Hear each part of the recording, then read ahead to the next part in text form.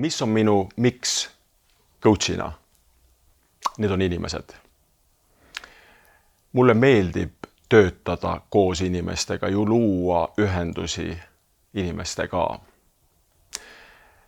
Inimesed on läbi elu mind aidanud ja toetanud, mulle teinud ka väga valusaid õppetunde.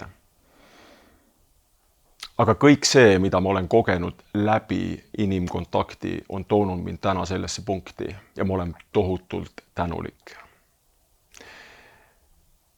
Ma tahan teenida inimesi. Ma tahan luua väärtust Anderona. Ma tahan kuulata päriselt.